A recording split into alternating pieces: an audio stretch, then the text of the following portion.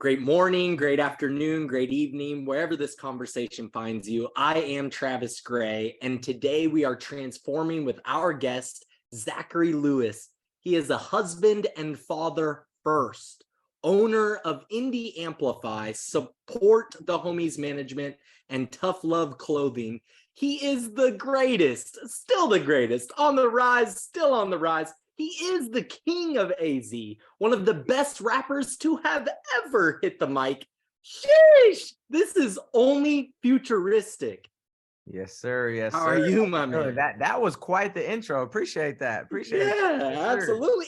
It's so true. Like I'm really like so stoked to have this conversation. I really think that you are one of the best. And how is it that you are so underrated? How is that? Just yesterday, DJ Cal, or I think it was maybe it wasn't DJ Khaled. Somebody posted on Instagram Billboard top 50 rappers. And like, where's Futuristic? Where's Tech Nine? Where are some of the like how is that? How is that possible? I think that what people don't realize is, as much as like being an independent artist is like the cool thing to do now, it's like labels still dominate the space in every which way. They own the Spotify playlist, they own all these different things, and parts of the industry that like as an independent artist you just don't have access to. And then it's just a different game. So a lot of times, while we have cool diehard fan bases on our own, it's like when it comes to the big announcements and the big things, it's like independent artists multiple times get left off of those charts and left off of those things. And the charts can always be manipulated, and it's kind of just like a priority thing. Like, is my priority to be on the Billboard charts, or is my priority to like give value to people, and make the music that I want to make for me and for those that follow me, So yeah, it's still a very label driven game. Mm-hmm. Yeah. So like it's just marketing dollars. It's just about the amount of spend that they put in to get their names in their spots on the chart. It's just the systems that are in place, are built for the labels to win. And every now and then, an independent artist comes and disrupts that. And then when they do, the labels can change it. So yeah, man. I just like just your skill level, your variety of cadence, you experiment with all these sounds. I think like there's just been so many good albums that I've listened to over and over from you, but there's like certain things that stand out. Coast to Coast that you did with Devon Terrell. That is Lil Wayne and T-Pain. That is what is you just had a rock album that dropped, Never Too Late. Lil Wayne put out a rock album, but it was not Never Too Late. Right. It wasn't like this was legit. Gucci, there's a couple of great hits on that song. Never Too Late is fire. It's very, very slept on. Never Too Late is honestly like, it's dope because I listen to it. I love when I make a song and I feel like, not that I feel like it's not me, just when I make a song and like I genuinely just enjoy listening to it, right? Like I think as artists, sometimes we get so focused on the creation, and then like we've heard the song a million times and like we put so much work into making it perfect that by the time it comes out, it's like you're over it, right? Yeah. But Never Too Late is something that like I can listen to every day. Like I love that project, and it's just like sometimes it's hard to even believe that it's me from myself. I'm just like, yo, this is so fire and it's so dope, and it's like I enjoy it so much. Yeah, I love that album. Yeah, it's so good. It has like that timeless rock feel, and it should be running in like a Hollister. It should be just regularly spinning in a Hollister. Yeah, facts. Yeah. Cool, man. So, where did your journey begin? Were you really recording in the kitchen when your mom was trying to get you to do your homework?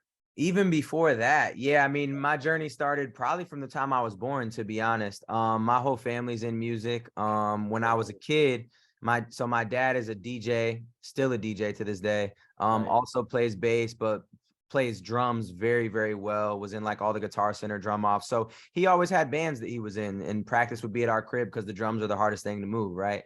So he would be having practice in the basement. So there's pictures of me at 3 years old, you know, holding the mic at my dad's practice. So that was kind of the thing. And then when my parents split, my dad had his own like studio and his own recording equipment. So like I started recording music when I was 5 years old at my dad's house, you know, in off of his multi-track and whatever else, from like mini discs to CDs to, you know, before there was iPods or Spotify or any of that. Like I've been recording music and selling it and doing talent shows and all that since I was 5 years old.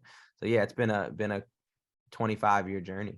Wow, that's incredible. It's great to have a lineage of the art just running through your veins like that. Yeah, yeah.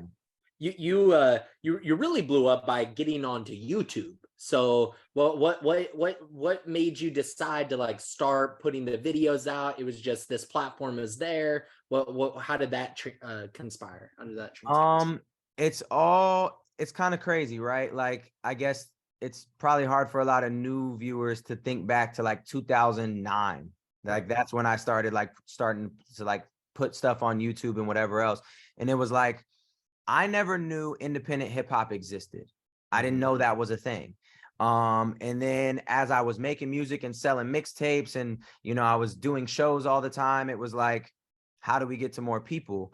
And this guy, so my introduction to independent hip hop was I shot a music video, put it on YouTube, and this guy had this site called phoenixhiphop.net. And me being in Arizona, he reached out and was like, yo, this is crazy. I want to post this on my blog. And I was like, what's that? What's a blog? Like, I didn't know what a blog was, right? So then he's like, wait, what? So then he actually, the guy who owned that is AKT Action, who ended up being my first producer, engineer, and business partner in the music industry. And so basically he showed me independent hip hop. He showed me MGK was like the first person that he showed me because he was from Cleveland. My producer Action was from Cleveland. So I just kind of went down this rabbit hole of, oh, this guy has a blog. He posted me on it. People are seeing me. How many other blogs exist? So then it went down like the rabbit hole of trying to get on blogs. And then when I was trying to get on blogs, I was discovering what independent hip hop was, from Hopsin, Mac Miller, John Bellion, Logic, Mike Stud, all these different people. And a lot of my early fan base came from being discovered on blogs, from posting videos on YouTube and then the blogs picking it up or me sending it to blogs. So that's like 2010, you know, type stuff. Yeah.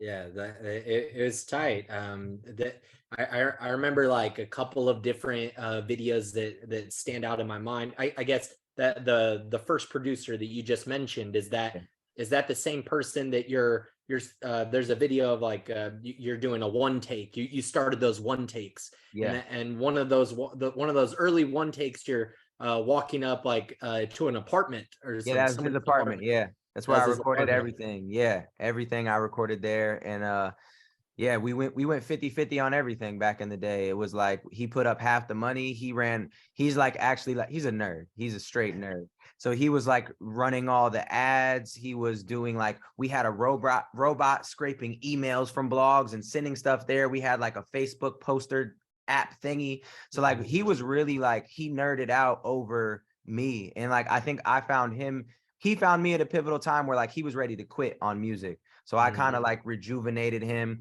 And in return, you know, we built something crazy. And he produced every song on my first 3 albums, including I Guess I'll Smoke, which ended up being like the song that allowed me to really live off of music full time. That's so tight. And it was so cool to see you on the Raw cipher, the Raw Papers cipher. Oh my God. I was just like, this dude. That might have been my first introduction to you, was that the Raw Papers cipher, and I was like, wow. This dude just crushed everybody. Like Burner is tight, Currency is tight. I honestly didn't know the other dudes, and you just killed it. And you were so on top of your marketing. I'm sure that was influenced by your first producer. That guy, you know, it sounds like he was AI before AI. Yeah, no, I mean, and even marketing, like I've been marketing myself since I was 5, you know, because I was selling CDs in school. So I always, it always was like, how do we make this make money? You know, how do we Mhm. make this make sense? And how do we get in front of the most people as possible from the time I was a kid? And he kind of took that and put it on the internet for me, you know, Right. which I didn't really grasp earlier. I was always like, you know, selling CDs out the trunk for lack of better words. But yeah. And that's one of my favorite verses. I love that verse. Yeah, it's On such Raw a good Papers, verse. yeah, the Raw Paper Cipher. And what a day. Cause I don't smoke. I don't smoke weed, never have really. Yeah. And so that day was funny because first of all, Burner and Currency could not get their parts down. Oh. Currency showed up like 2.5 hours late. Mm. Uh, and then I don't remember if he recorded there. No, I think he brought his stuff, but he's like, he just didn't have his verse down. And then Mm. it's a Raw Paper Cipher, so everybody's kind of smoking. Yeah. And I was so high, so high. And I'm just like, oh my gosh, why are we doing this for the 20th time? I need to leave. I'm fainting. Yeah, but yeah, it was a fun day. And I think I shot a music video that morning, then did the Raw Paper Cipher, and then went and did a team backpack cipher after that, and then had an event that night. The day was insane. Because when I came to LA, it was like it's go time, right? Like we're only there for 3 days. So in 3 days, it's like every day we got to do as much stuff as possible. 100%. And I love it. You have to focus on making it make sense. There are people out there, whatever your creative endeavor is, you have to recognize whatever it is that you are passionate about, it needs to make sense so that you can live on that, so that you can be doing that full time. Yeah. As long as that's the goal, you know, as long as if your goal is, you know, some people have hobbies and some people have careers, you know. So it's like if you want your hobby to be your career, you got to think about it like a business, you know. It's different. You know, if you want your hobby to just be a hobby, that's okay too, but you just got to establish that early on and be like, I'm doing this because I love it and I don't want it to be a business, or Mhm. I'm doing this because I want it to be my full business in my life. I want to build my life around this thing that I enjoy. Yeah, I think a lot of people do have this sort of resistance that overcomes them because they are treating the thing that they want to be seen and respected for, their craft. They want that to be the thing that helps them be successful in the world in whatever way, whatever that means to them. And they do just treat it like a hobby. They don't treat it like a job. But it sounds like since since diapers, you were always treating this passion that you had that was just flowing through you. You were always treating it like it is the one thing. Oh yeah, no, I knew from the time I was 5. My dad will tell you, he's like, he would try to get me to do certain stuff around the house. Like, you need to learn how to do this, you need to learn how to do that. I'm like, Dad, I'm gonna be rich, I'm gonna pay somebody to do that. You know what I'm saying? So like I've been like this since I was a kid. Yeah, tight, tight. So I loved, like, recently you, maybe it was at the beginning of this year, you decided that you were going to be focused on, like, motivation on one day, a new song on this Mm, day. yeah. You're really, like, speaking to the platform, your audience, about how you're going to distribute that content. What came about from that? So basically, I don't want to say I've been all over the place, but kind of. And just because I have so much creativity and I have so many things that I think make me, right? Like music is a small part of who I am. And at the end of the day, when that's what you're identified as an artist, it's like, yeah, I'm an artist, but I'm a person first, and I'm a motivator, I'm a leader, I'm a husband, I'm a father, I'm all these different things. I'm an entrepreneur, right? I'm a business owner.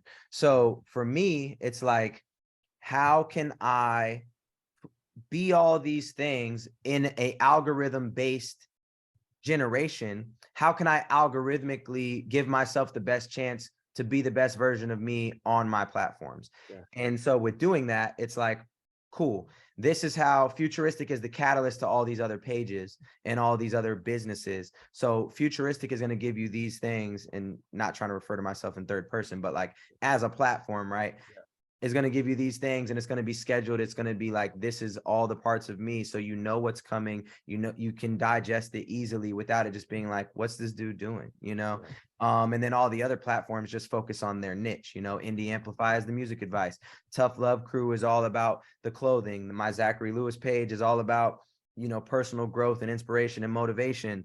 So it's just like you get all these nuggets of what makes me me, but these are the things that give value to my followers. You know, music is, I'm glad that people love my music, but I think more importantly, I can impact lives from doing stuff like this, you know, having a conversation and being able to give game and show people the way. Right. And I think music does that partially, but this is equally as important.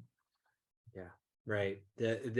I was thinking about our conversation, and it's incredible. I don't know how familiar you are with like these terms of like self-actualization. So Abraham Maslow is one of the founders of transpersonal psychology, and at the end of his life, he had this hierarchy of needs. At the end of his life, he was more focused on the self-actualizing person, and it is incredibly inspiring for you, and it gives you the platform of your impact, that you've focused so much on your craft. This was like the trunk of the tree, so that you could then branch out to have fruits in many endeavors. But Yeah. it was so now you are, you know, maybe self-actualizing, or you are self-actualized. Maybe you're still always in the process of growth. I would rather that narrative, always in the process of expansion and growth.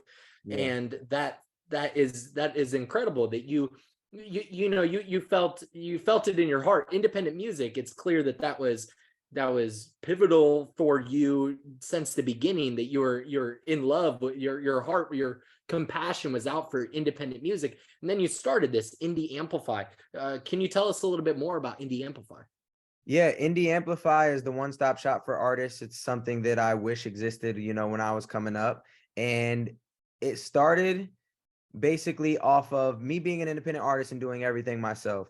It was Mhm. just like I made connections and I had to get it out the mud. I had to get it the hard way. And so when other artists started taking this journey and this path, you know, I've always kind of been an open book for people to bounce ideas off of and talk to and whatever. But then it became like people wanted all my resources as well. It's like, oh, how do I get in touch with this guy that you know? How do I get playlisting? Who runs your, like, who can I talk to about ads? Who can do this? Who can do that? And so after I wrote my book called The Declaration of Independence, I guess that was kind of like my start into the music education space. And Mhm. then I feel like my peers even more so were like, bro, help me. And so I was always on the phone and I was third partying everything. It was just like, this guy needs to get in touch here. They're going through me. And I really built Indie Amplify because I was tired of being on the phone with all the homies and connecting them. And like, it took up my time. So Yeah, I was like, how do I automate this? yeah, How do I put all my resources on one site? And then once that idea popped into my head, it was like, yo, this actually solves a lot of problems for everybody. mhm, And then it became like, okay, artists get scammed on features. So Indie Amplify acts as a holding company. Basically, we keep your money in escrow until you actually complete the service, and the artist pays us, then we pay you. And it's like everything just made sense, you know. And with that, it's like I now can educate more, I now give more resources, I can take in, like, ask my community what they need and then literally give it to them, yeah, and just help as much as I can. So yeah, Indie just started off basically with me being tired of being on the phone with the homies and being like, okay, here's this guy, do this, do this. And then obviously financially, it's just like, for doing all this work, if I'm spending my time, that means I'm basically spending my money, right? Because every hour I spend on the phone talking to somebody is an hour I could have spent, you know, making money to provide for my family and live my life. So with doing that, I kind of stepped into, okay, how do we monetize this? How do we make this make sense, right? So you, yeah, you were that third party plug, and you needed to automate that process. And exactly. yeah, that's great that you were, that's a part of that what I just spoke about, saying that you are this self-actualizing person. Yep. And because of that, you had the opportunity, you had the resources, because of the focus on your craft. That's how valuable it is to take that one thing, whatever that thing is for you, and focus on that and make that successful, make it make sense. And then in that self-actualizing journey, you have the opportunity to automate some of the things that you still want to be there for the homies. You still Of want course. to like support the homies management, Yeah. like you're still there for the homies, but to make it to simplify it, or automate it, just Yeah. gives you more energy, more mastery over your time. Yeah, and same with them. You know what I mean? It made a lot of people's lives easier. You know, it made YouTube reactors' lives easier, content creators, all these different people that do things for the music industry. It made their lives easier with the simple approval and denial processes, and just, yeah, it just worked. I mean, you went through it, right? It's pretty simple, pretty smooth. Yeah. It was smooth. Yeah, for sure. It reminded me of like a Fiverr.com, but Yeah. it's for independent music. Yep. Exactly. I Exactly. love it. I For love sure. it. How did that idea come about? You just thought of that yourself, or was that a team effort? Where you just you're sort of like at the center of the web because Yeah. of like just how successful you have been, and so did you called everybody and said, hey, we got to get on this platform together?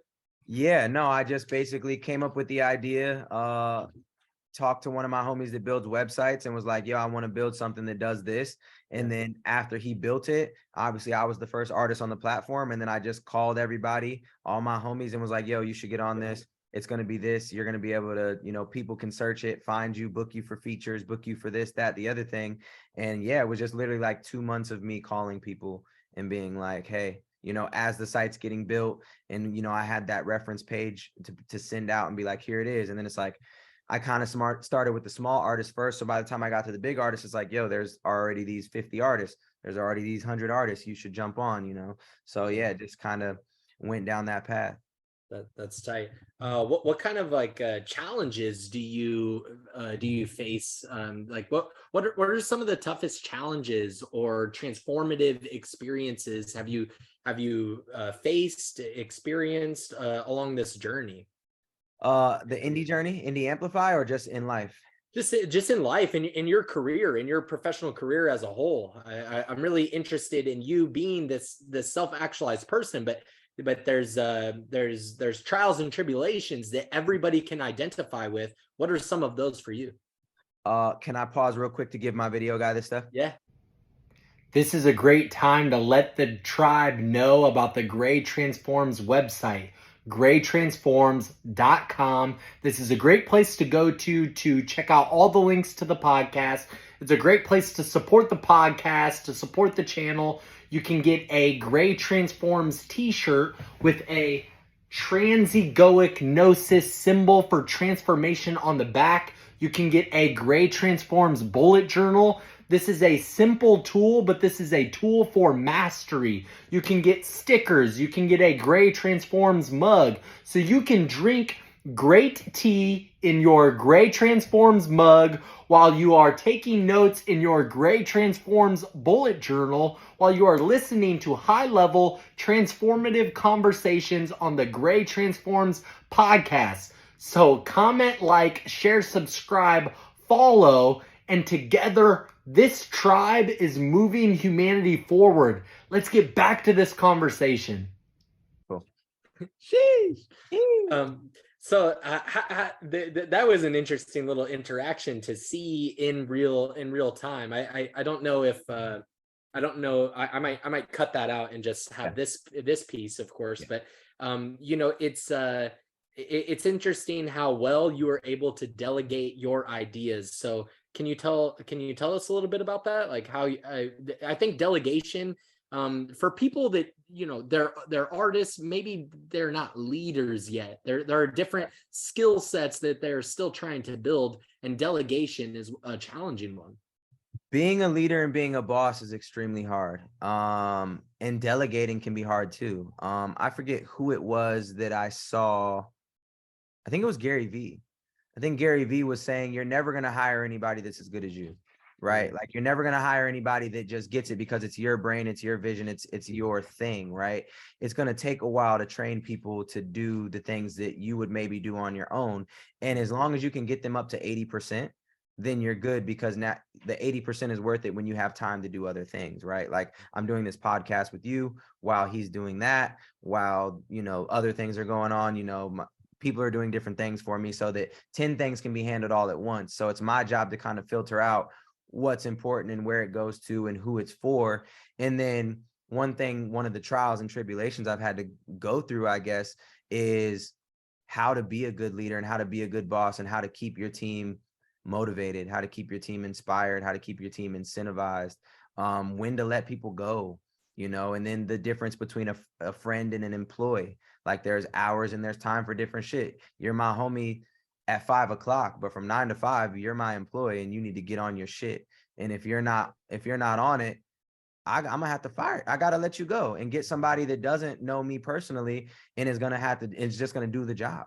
You know, so like I've had to let go of a lot of people and I've had to X out business partners and I've had to exit businesses. You know, I've had to do a lot of different things based off of the employee boss relationships. But delegating is definitely a skill and motivating is definitely a skill. And communicating is definitely a skill that you have to learn if you're going to be a boss in any field, you know, like that's why sometimes you see the captain, like I was always the captain of any sports team I played on, even when I wasn't the best player. And it's because I knew how to inspire and motivate my people. So yeah, it's just kind of seeing what makes people tick and then being able to incentivize them with things to make them tick and give them opportunities to grow and level up. So Futuristic was at the center of the huddle, getting people turned Oh on. yeah. Yeah. Oh yeah. Every game, you know, and I'm the same one calling you out when you mess up. I'm the one grabbing you by your jersey. You know, when the coach is yelling at you and you're giving the coach attitude, I'm the one getting in your face like, nah, listen, shut up and listen, you know. So I've always been that dude, like the funny guy who everybody can joke around with, but also the guy like if you're messing up, I'm grabbing your jersey. I love that. I was really inspired yesterday by Inky Johnson. Inky Johnson was talking about leadership, motivational speaker Inky Johnson, and he said that when you're leading people, you support first so that they have something to stand on when you challenge them afterwards. So support them like I know that this is challenging. I know that this is what you're going through right now, whatever, but we need to get the job done. And then they can be challenged. And I thought that was an interesting, good lesson for leadership. Yeah, and always supporting, right? Like not even just in that moment, that tough moment. It's like all the time supporting, and then I mean that's where tough love comes from. You know, it's like I'm definitely a tough love advocate. Yeah. So, how important is a team to your success, and how do you build a team? I mean, you're only as strong as your weakest link, right? And then you only have 24 hours in a day. So I think between those two things, I mean, that tells you everything you need to know. Like you got to hire the right people. You got to build with the right people. And for me, I mean, from the jump, I've always had a team. Like my first team was Jacob Owens in all the videos and Action on all the music and marketing. So that was my first team. Then I brought in a manager. So then my manager is doing the back end stuff, making sure my contracts are good, making sure, you know, he's looking for new opportunities. He's managing the things that are coming in while us three are creating, you know. And then when you launch Indie Amplify, it's like you got to have a team that's specifically for that, you know, support the homies. There's a team. So with everything, you're only as good as your weakest link. If I get triple teamed in the fourth quarter, I got to be able to trust if I pass you the ball, you're going to knock down the shot, you know. So that's kind of like every business has to function like that. It's like when I'm in the trenches doing this, or when I'm creating content, I got to know that my marketing guy is going to make sure this content is posted, and my account person is going to make sure the money is right, and, you know, doing the negotiation. So there's a lot. Building your team is everything. I guess my advice to building a good team would be learn to support somebody. You have to know what they're going through, right? So I always tell people that you have to play the role first. It's like, it's weird when a coach is a coach that never played. It's very hard to have respect for a coach that has never played the game, right? If you're the old fat guy that just watches TV and yells at the screen, I'm not really taking advice from you because you've never been in my shoes. So at the end of the day, it's like if you have somebody running your merch for you, well, you need to know how to do your merch. And for two reasons, because A, you're going to know the most efficient way that you know how to do it. And so that person at least needs to know that or improve on it. And then B, you can never have anybody screw you over because you know the process, you know how it works, and you know how to make it efficient. So you always need to learn the job of everybody. Same thing with like the accounting stuff. Like I need to know how the accounting works and how to separate things and where the money goes so that I can check in with my accountant and be like, okay, yeah, this makes sense. Same thing with a manager. You got to know your prices and you got to know how you want to operate. So when they go into those emails, you have the confidence to be like, yeah, they know what I want, so they can handle that. Yeah. How did you get into such great collaborations with artists? How did you get into a relationship with Tech Nine, Strange Music? Like I said before, Coast to Coast with Devon Terrell. Devon is his voice. He is super talented, and lyrically he was talented as well. So how did those collaborations happen? Are you in like this rock album? How are you finding those people? Ask and you shall receive. Yeah. Like I just always, every time I made music, I always from the jump have been like, okay, who does this appeal to? Mhm. Like who would like these songs? And when I make music, I usually just do a first verse and a hook, because every song potentially, like with collaboration, could go further. Mhm. So I always would just think, who belongs on this song, who makes sense for this, and I'd start at the top. Like if Tech Nine is the epitome of independent music, if I have a song about being an independent artist, he's the number one person I'm shooting for. Mhm. If he don't pick up the phone or answer the email, or I can't get a hold of his team, who's next? Hobson. If it's not him, who's after him? And you go down the ranks until it becomes a point where it's like, okay, cool, I just got to write a second verse, because at this point a collaboration doesn't make sense, right? So that was kind of always it. I would just reach out via Instagram. If I don't get an answer there, email. If I don't get an answer there, email somebody else that's on their team. Like it would just be going through those processes of reaching out. Yeah. And obviously once you establish a name and some credibility, it gets easier and easier. Like the NF collaboration was just a quick DM. Hey bro, love your music. Everybody always says we should work together. Let's do something. He sent me a song. I didn't really love it, to be honest. And then I sent him one back and he was like, yeah, this is the one. Let's do this one. So I always tell people, it's like, you're not going to know until you ask. Yeah. So most of my collaborations have just came from reaching out. And honestly, I never even had to spend any money. The only feature I ever paid for was the very first one I did with Dizzy Wright. Mhm. And it was $500 at the time to get him on the song Don't Mind If I Do. Mhm. And so it was like, I knew that I needed to be associated with Funk Volume. I actually reached out for a Hobson feature. Dame, their manager, turned me down and said, but Dizzy's doing features, and we just signed this new artist, Jaron Benton.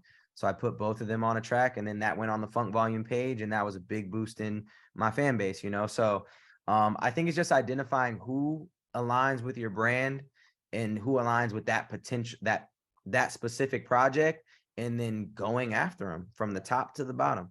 Yeah, that's tight because I mean that there's you've just seemed to be so talented when you have I've never seen you miss when you're collaborating with somebody else. And so how is that process so effective when you're collaborating with others? What challenges do you meet when you collaborate? I've never really had a challenge collaborating. Maybe the only challenge I've had is sometimes like the way somebody works.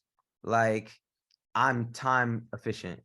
I try to be as time efficient as I can. So like an artist that records and moves really slow is usually tough for me to like get on board with that. But other than that, I've never really had any issues. Or maybe somebody being too particular about like, it's got to be mixed this way, or it's got to sound like this, or it's got to that. But as far as like writing a song, it's always been easy. If somebody sends me a song to get on, it's very easy. The concept's already there. Same thing with remixes. It's like, cool, I'm gonna talk about the thing that was already talked about and just give my view on it. Very simple. It's like when you ask me a question, like I have an answer, so collabs are the same way. It's like somebody is talking about something and I just give my viewpoint. So yeah. I saw that you're a big Kobe Bryant fan, Oh my God. basketball fan, and so I don't know if you read like Tim Grover's Relentless. Have you read I books like have that? not. I have No. not read that yet. No. Yeah. I have it. I have it, but I haven't read it. Oh man, it's tight. You're just gonna Crazy. resonate with it because Okay. in that book he talks about being a cleaner. And that's even what that sounded like when you're collaborating with people, is like I'm time efficient. I get the job done. We are in there to get it done. Like we're not in there to lollygag on this and like this will take a couple of weeks or a couple of months out to finish this song. It's a 5-minute track. Let's just get these 5 minutes in. Like Yeah. it shouldn't be There's actually overcomplicated. There's actually a video of Tech talking about that. He's like, I don't know how Futuristic does it. I send him a song, 12 minutes, he sends it back, done. And he's like, I don't know how the dude does it. Every time I've sent him a feature, he sends it back in 20, 30 minutes tops. And it's done, complete. And that's like, I pride myself on that, on like, because I've had so many times it's tough to work with people when it's like 3 months, 4 months, 5 months go by and you're still waiting on this verse. And it's like, for me, as soon as you send it, my studio is right there. My booth is right there. I take my ass in there and get to work, you know? So Right. I expect other people to move the same. And if they don't, it's like, I got to move on. Right, right. Yeah, I love that. I'm now reminded of like your when you collaborated with Ritz, white Jesus. Yeah. That dude is so great. I saw him live in Omaha, or in Bellevue, Papillion, near Omaha, Yeah. and your collaboration with him was super dope. How was that? Same, man. I think I'm trying to think. Are you talking about the one called Like This or a different one? Yeah, I think like this. Yeah. Like This, yeah. Same thing. That was a beat that I sent to Tech and Hobson, I think, and Ritz was my third on the line. Just on the list. Yeah. Yeah, and so when I sent it to him, and I actually love his verse. He probably did it. His verse is probably better than maybe Tex or Hobson's would have been on that, right? It worked out.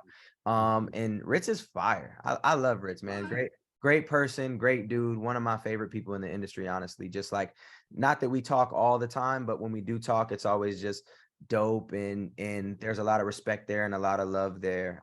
So yeah, when he did it, it was just like, yo, body this, super dope. Right. Appreciate you, like let's keep working. Yeah.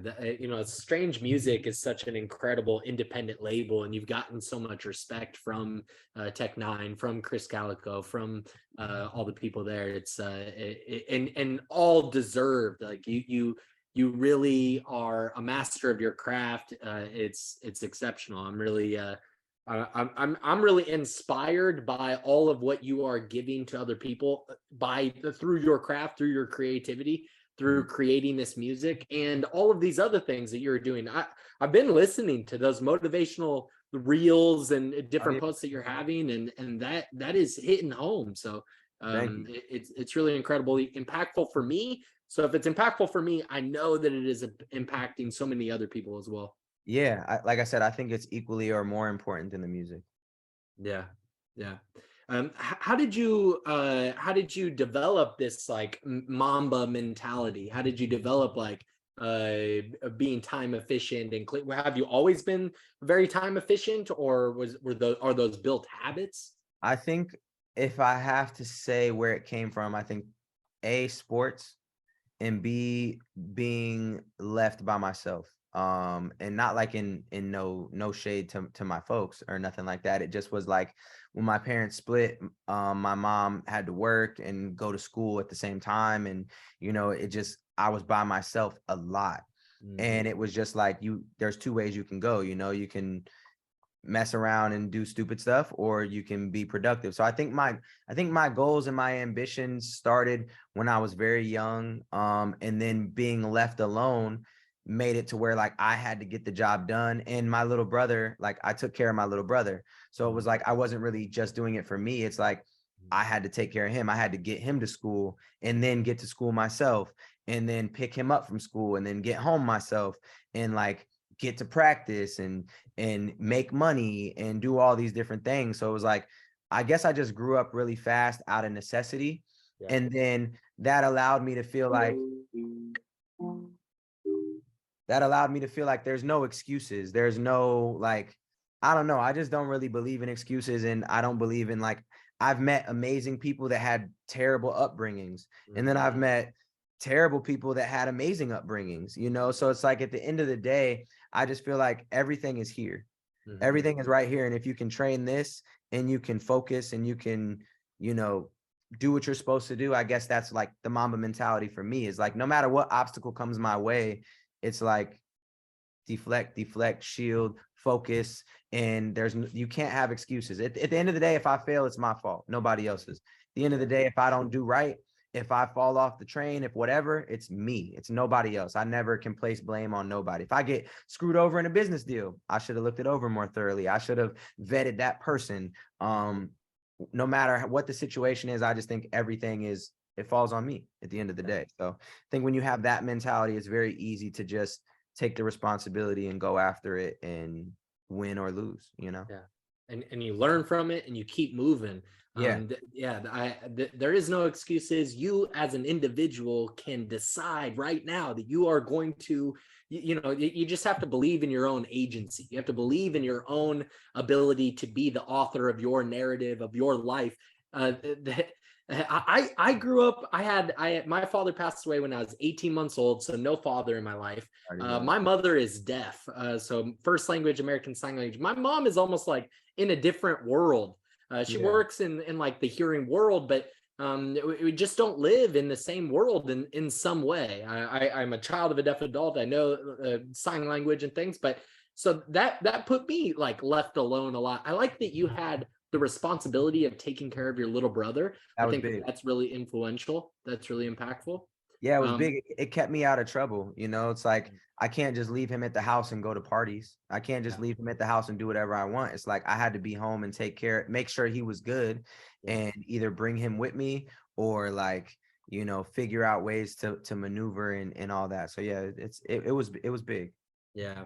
And yeah, so having that little practice, that piece of responsibility, not little at all, that huge responsibility of taking care of your little brother, it's so influential in your development and being able to do all those things, because I didn't have any kind of responsibility, and so I fell into doing the bullshit, and I fell into criminal activity. And 17 to 21, I was in and out of jail about twice a year. I was on an ankle bracelet. I was like always in the back of a cop car. But I made a decision, just like you can make a decision, just like anybody that is watching here can make a decision. You have like Futuristic is an example of what your self-actualized, like just honing in on your craft, doing the thing that you love, passionate about. Do what you are passionate about, make it make sense, make it make money, make it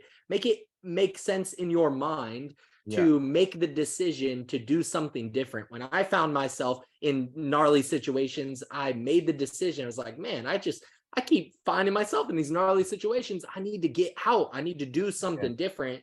Or life is a wash. You're gonna be in the position that nobody wants to be in. Right. Yeah, exactly. So it's really amazing. I think you as a rapper, as a musician, is incredible. To be lyrical is incredible.